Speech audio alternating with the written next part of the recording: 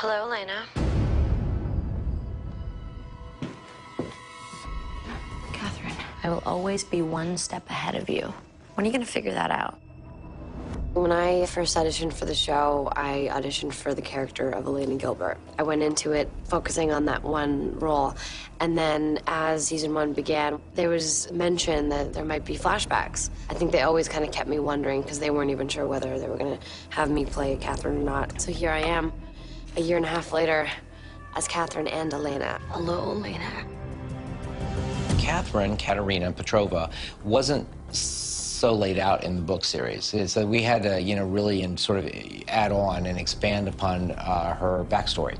We felt sort of obligated to answer the doppelganger question. It goes all the way back to England, 1492, after I left Bulgaria.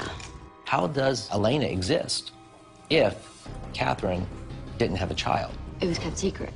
My baby was given away.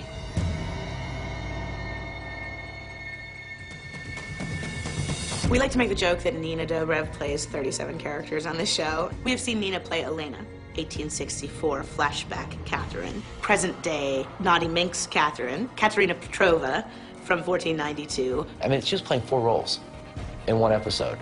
She's amazing. We have big plans for Nina Dobrev. We're just going to keep expanding on any possible way we can use that girl because she's unbelievable. No one's job is easy. I just happen to be doing 2 people's jobs at the same time. There's the episode Katerina where we see Nina playing all these great characters. I mean, if you really think about it, she was playing Katherine at 3 different points in her life and Elena in modern day. This one is a little tough because it's often a change of hair, it's a change of makeup. You have to do the scene in 2 directions, so the actress actually has to know both dialogues. Katherine? And for 12 pages of dialogue, she is sitting in a tomb as Katherine having a conversation with Elena. There is nothing else going on. The 2 of them are face to face. At the time, I was kind of thinking about it, how are they going to do that? And it started off with split screen. Of course, the actress can't shoot that scene like a normal scene. She can't sit there and talk to herself. We had a body double who would stand, and I would plan how I would play each side. They would have to imitate every little movement I did from behind so as to not give away that it wasn't actually me. And then they would do a split screen, so we'd draw lines, and I had a limit of where I could walk and talk because they would cut it in half. They lock off the camera and they can split a screen straight down the middle of them. And magically tape it, Scotch tape, and it looks like one. And she was really good with a split screen. Think about it, these are young actors. They don't know all the visual tricks. This is an actress who picked it up. It's a challenging task editorially. Nobody really knows until you sit there and actually do the split screens and put this line against that line. You don't even know how it's going to feel. Is it going to feel like 2 people talking, or is it going to feel like, the same actress looking in a mirror? The reality with those things for me is that once I started cutting those scenes, I tried to honestly forget as much as I could that I had the same actress. I got half of those scenes on one day and half of them the next day. So I basically sort of pre-selected takes I liked, and then it became almost matching in the back half of it to the, the half I'd already created. The same actress is playing the 2 characters, so you actually have to find performances that distinguish the characters. You didn't really escape. You've been running from Klaus ever since. They underestimated his spirit for vengeance. Living out of a suitcase is better than dying so that you could have your blood spilled over some silly little rock. I have to think about what's going to happen and how I'll react. If Katherine says a line and she's snarky, I have to remember that for when I'm playing Elena, she was just being snarky. I have to react offended. What's wrong? Afraid I'm right? And so there's just a lot of work and preparation and planning involved. There's a very technical part of this that I don't think people actually realize. There is matching. When you're doing take 1, take 2, and take 3, and you put your hair to the side, you better do that on the same line every single take, or you're going to have an editing problem. And this is an actress who gets it. It's not tucked. This one's tucked. Continuity crazy.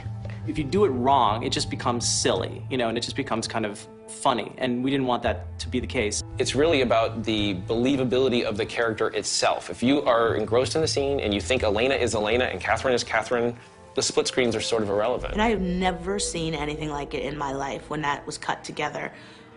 It was astounding to me. There were no mistakes. She had every line down for both characters. She was acting opposite nothing, and yet she was delivering the performance of the season for both characters, and it was astonishing. What else is needed to break the curse?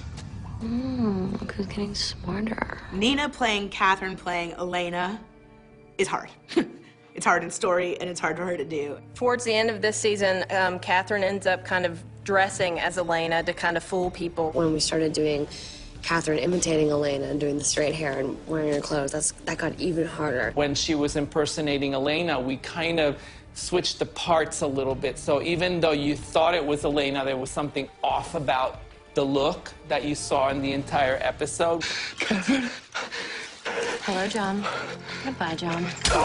I would look in the mirror and get confused because it's really Katherine being Elena, but trying to not tell the audience that she's Elena and then still have it be a little Katherine-y. We've done it a couple times when it's been really effective, and then sometimes less so, and so we're always kind of like, can we get away with this again? Not sure.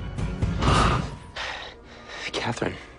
You have to admit, I am getting better at this. It almost like gets in my head a little bit sometimes. When I go back and forth, it kind of messes with me, but it's cool. And on top of that, you have to pour your eyes out and cry and burst into tears, take after take after take until your tear ducts are dry. I've been so selfish because I love you so much, but it's over. Believe it or not, when you look in the mirror and you look different, it helps you feel different and walk different when you put on the heels and your hair. When my hair is just like longer and I can just like play with it and my strut, I have this like walk that I do. It really, the physical and visual really transforms the internal. Yeah, it is always interesting seeing Nina transform into one of the other characters. You can just tell when it's Katherine, and then when it's Elena, it's like purity and innocence, and it's very obvious. There is a very big separation within the two characters. You can just tell when it's an Elena day, you can tell when it's Katherine day. You know, she has a little extra sass in her step. She embraces it, not just externally, but internally, and you can see it in her eyes. When Nina and I were talking at the beginning of the season about how to differentiate these two characters, I said, the biggest thing that will help you is when Elena looks at somebody, she's looking at them from a place of pure honesty. Katherine will look at someone, and though she might be pretending she believes, there's nothing inside of her that is honest. She has these very specific outfits that she wears. I can tell when she's Katherine. She gets to have the fun of differentiating the two characters just in her clothes. For Nina herself, she likes to be able to have a little bit of something that for her she can tell when she's acting what gives her a little bit of Katherine as opposed to Elena. So we try and make sure they're not, you know, in the exact same color, because then that gets a little confusing. To change Nina to Katherine or Elena, depending on what the look is. When it's the sort of the established curly look versus the established straight look, it takes about an hour one way or the other. Whenever they're setting up lights, I'm not sitting there, I'm running across stage, getting my hair changed, and then coming back. Don't be frightened. We're gonna have so much fun together.